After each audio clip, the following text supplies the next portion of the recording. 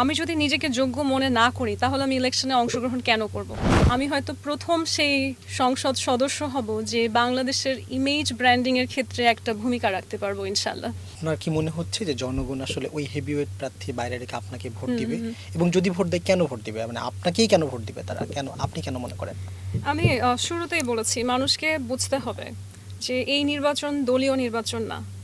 এই নির্বাচন কোনো দলকে নির্বাচন করার জন্য হচ্ছে না। জাতীয় নির্বাচন হচ্ছে জনগণের প্রতিনিধি সিলেক্ট করার জন্য। সেখানে উন্নত বিশ্বে আমরা দেখি যে আসলে কোনো দল কিংবা মার্কা এগুলো থাকেই না, শুধু প্রার্থীর নামটা থাকে। হুম, হুম। যে প্রার্থীকে দেখেই আপনি বিবেচনা করুন কাকে আপনার প্রতিনিধিত্ব করার জন্য সংসদে পাঠাবেন।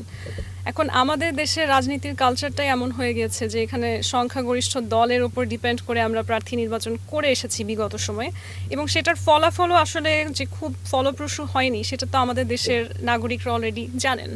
একটু সংক্ষেপে উত্তর দিবেন। সেটা হচ্ছে আপনি কিছুদিন আগে বলেছিলেন মনে হয় এমন যে আসলে একজন প্রবীণ তার অবসরে যাওয়া উচিত, একজন নবীন তার জি, শেখা উচিত। সেক্ষেত্রে জি। আপনি কেন দুজনের থেকে আসলে নিজেকে যোগ্য মনে করছেন? একদম সংক্ষেপে।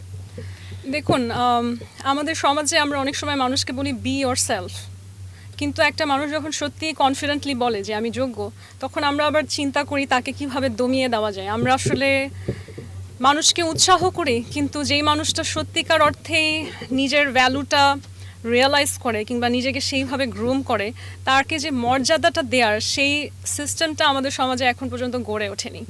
আমি যদি নিজেকে যোগ্য মনে না করি তাহলে আমি ইলেকশনে অংশগ্রহণ কেন করব?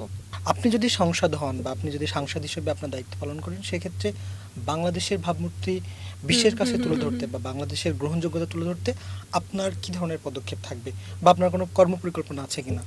এখন যখন আমি সংসদে বসবো এবং সেখানে হয়তো আমার আমরা যেটাকে আসলে ক্ষমতা বলি, হার্ড পাওয়ার, যে আমার বিভিন্নভাবে বিভিন্ন দেশের সাথে ডিপ্লোম্যাটিক্যালি কথা বলার সুযোগ হবে, এবং আমার সংসদে যারা হচ্ছে আমার সহযোদ্ধা থাকবেন তাদের সাথেও আসলে আমার যে ল মেকিং, পলিসি মেকিং প্রত্যেকটা জায়গায় অবদান রাখার একটা সুযোগ থাকবে।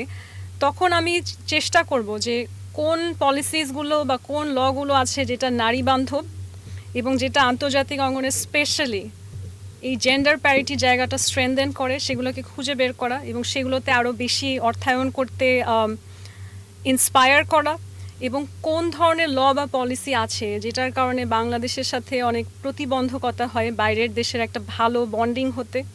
শুধুমাত্র কাজ, শ্রমিক, এই বিষয়গুলো না, এক একটা দেশের সাথে বাংলাদেশের যে বন্ধুত্ব তৈরি করা, যেখানে সামাজিক মর্যাদাটা সমান সমান হওয়া সম্ভব, সেই জায়গাগুলোতে আমি বাংলাদেশের মানুষকে কিভাবে সংযোগ করাতে পারি সেই বিষয়গুলো আমি সংসদে তুলে আনবো। সো আমি হয়তো যদি সংসদে বসার সুযোগ পাই, আমি হয়তো প্রথম সেই সংসদ সদস্য হব যে বাংলাদেশের ইমেজ ব্র্যান্ডিং এর ক্ষেত্রে একটা ভূমিকা রাখতে পারবো ইনশাল্লাহ।